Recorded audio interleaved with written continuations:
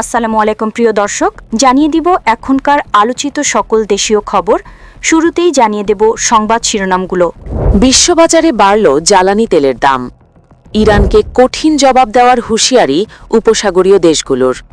অন্তর্বর্তী সরকারকে ধন্যবাদ জানিয়ে যা বললেন মির্জা ফখরুল। এবং সর্বশেষ জানাবো বাড়িতে গায়ে হলুদের প্রস্তুতি, বিদ্যুৎ স্পৃষ্টে প্রাণ গেল মেয়ের মায়ের। প্রিয় দর্শক, এতক্ষণ দেখছিলেন সংবাদ শিরোনামগুলো, এখন জানাবো বিস্তারিত খবর। বিশ্ববাজারে বাড়ল জ্বালানি তেলের দাম। ইরানে যুক্তরাষ্ট্র ইসরায়েলের হামলার পরবর্তী সংঘাতের কারণে মধ্যপ্রাচ্যের বিভিন্ন দেশে তেল উৎপাদন ব্যাহত হয়েছে। এসব অঞ্চলের রপ্তানি বন্ধ হওয়ায় বিশ্ববাজারে তেলের দাম $1 বেশি বেড়ে গেছে। বার্তা সংস্থা রাইটার্স এক প্রতিবেদনে এ খবর জানিয়েছেন। প্রতিবেদনে বলা হয়েছে, মঙ্গলবার ব্রেন্ট তেলের দাম $1 বা 1.4% বেড়ে $82.53 পৌঁছেছে, যা 2025 সালে জানুয়ারি মাসের পর সর্বোচ্চ। একই সঙ্গে মার্কিন ওয়েস্ট টেক্সাস ইন্টারমিডিয়েট অপরিশোধিত তেলের দাম 79 সেন্ট বা 1.1% বেড়ে $75.37 দাঁড়িয়েছে। ইসরায়েলি ও মার্কিন বাহিনী ইরান জুড়ে লক্ষ্যবস্তুতে হামলা চালায়। এ হামলার কারণে ইরানের গুরুত্বপূর্ণ জ্বালানি অবকাঠামোতে ক্ষতি হয়, যা বিশ্বব্যাপী তেল উৎপাদনের 1/3-ও কম। পেট্রোলিয়াম রপ্তানিকারক দেশগুলোর মধ্যে দ্বিতীয় বৃহত্তম অপরিশোধিত তেল উৎপাদনকারী ইরাক উৎপাদন কমিয়ে দিয়েছে। মজুদের সীমাবদ্ধতা এবং রপ্তানি রুট বন্ধ থাকায় দৈনিক প্রায় 1.5 মিলিয়ন ব্যারেল তেল উৎপাদন কমেছে, যা দেশটির উৎপাদনের অর্ধেক। যদি রপ্তানি পুনরায় শুরু না হয়, তবে কয়েকদিনের মধ্যে প্রায় 3 মিলিয়ন ব্যারেল উৎপাদন বন্ধ করতে হতে পারে। রয়টার্সকে কর্মকর্তারা এসব তথ্য জানান। ইরান হরমুজ প্রণালীতেও ট্যাঙ্কারগুলোকে লক্ষ্যবস্তু করেছে। হরমুজ প্রণালী দিয়ে বিশ্ব তেলের প্রায় 1/5 এবং তরলীকৃত প্রাকৃতিক গ্যাস প্রবাহিত হয়। 5টি জাহাজের হামলার পর চতুর্থ দিনের জন্য প্রণালীটি কার্যত বন্ধ থাকে।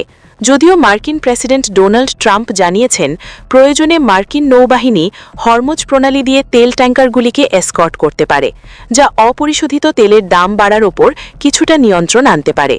তিনি মার্কিন আন্তর্জাতিক উন্নয়ন অর্থ কর্পোরেশনকে উপসাগরীয় অঞ্চলে সামুদ্রিক বাণিজ্যের জন্য রাজনৈতিক ঝুঁকি বিমা এবং আর্থিক গ্যারান্টি প্রদানের নির্দেশ দিয়েছেন।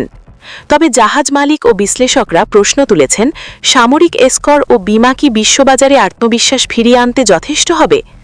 দেশ এবং কোম্পানিগুলো বিকল্প রুট ও সরবরাহ খুঁজছে। ভারত ও ইন্দোনেশিয়ার নতুন জ্বালানি উৎস হচ্ছে। আবার কিছু চীনা শোধনাগার রক্ষণাবেক্ষণের জন্য সাময়িক বন্ধ রয়েছে।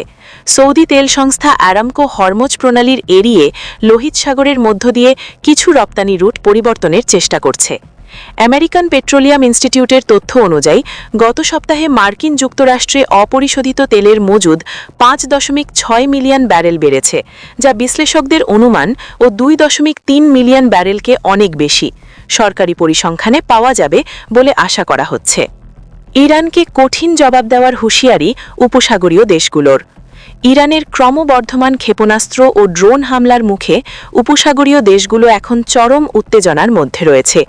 কাতার, সংযুক্ত আরব আমিরাত ও সৌদি আরব সহ এই অঞ্চলের দেশগুলোর মনে ইরান তাদের সার্বভৌমত্বের চর্মসীমা বা রেড লাইন অতিক্রম করেছে। কাতার সরকারের মুখপাত্র মাজেদ আল আনসারি এক সংবাদ সম্মেলনে স্পষ্ট জানিয়েছেন, তাদের আবাসিক এলাকা এবং গুরুত্বপূর্ণ অবকাঠামো ক্রমাগত আঘাত হানা হচ্ছে, যা আর বিনা জবাবে ছেড়ে দেওয়া হবে না। ইরান মূলত ইসরায়েল ও যুক্তরাষ্ট্রের ওপর হামলার প্রতিশোধ নিতে গিয়ে তাদের প্রতিবেশী আরব দেশের ওপর শত শত মিসাইল ও ড্রোন ছুড়ছে। তেহরানের লক্ষ্য হল এই অঞ্চলে পর্যটন, বাণিজ্য এবং জ্বালানি খাতের যে নিরাপদ ভাবমূর্তি রয়েছে তা ধূলিসাৎ করে দেওয়া। দুবাই আর জেবেল আলী বন্দর এবং বিমানবন্দরের মতো গুরুত্বপূর্ণ স্থানে ক্ষেপণাস্ত্র ধ্বংসাবশেষ গড়ে অগ্নিকাণ্ড ও ক্ষয়ক্ষতির খবর পাওয়া গেছে। ইরান ধারণা করছে, আরব দেশের উপর চাপ বাড়ালে তারা যুক্তরাষ্ট্রকে যুদ্ধ বন্ধ করতে বাধ্য করবে। কিন্তু এই কৌশল উল্টো আরব দেশগুলোকে ওয়াশিংটনের আরও কাছাকাছি ঠেলে দিচ্ছে। এখনও পর্যন্ত উপসাগরীয় দেশগুলো তাদের সার্বভৌমত্ব, নাগরিকের সুরক্ষায় পাল্টা জবাব দেওয়া সহ সব ধরনের বিকল্প পথ খোলা রেখেছে। অন্তর্বর্তী সরকারকে ধন্যবাদ জানিয়ে যা বললেন মির্জা ফখরুল।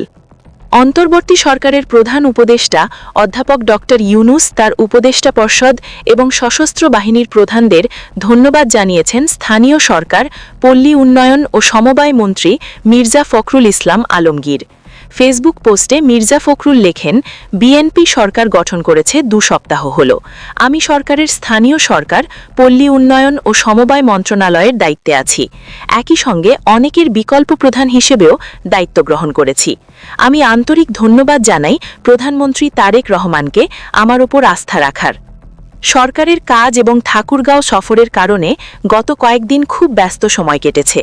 তিনি লেখেন, আমি আন্তরিকভাবে ধন্যবাদ জানাই আমার ঠাকুরগাঁওবাসী, দেশের আপামর ছাত্র জনতা, বিএনপি নেতাকর্মী ও সমর্থকদের, যারা অনলাইন ও অফলাইনে আমাদের জন্য নিরলস পরিশ্রম করেছেন।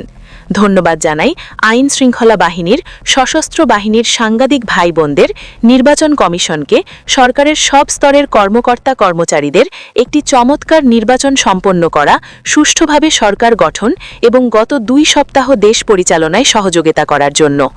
এলজিআরডি মন্ত্রী লেখেন, আমি বিশেষভাবে ধন্যবাদ জানাই সাবেক অন্তর্বর্তী সরকারের প্রধান অধ্যাপক ইউনুস এবং তার উপদেষ্টাদের, আমাদের সশস্ত্র বাহিনীর প্রধানদের, যারা নীতিতে অটল থেকে তাদের অর্পিত দায়িত্ব পালন করেছেন এবং একটি গণতান্ত্রিক সরকারের কাছে দায়িত্ব হস্তান্তর নিশ্চিত করেছেন।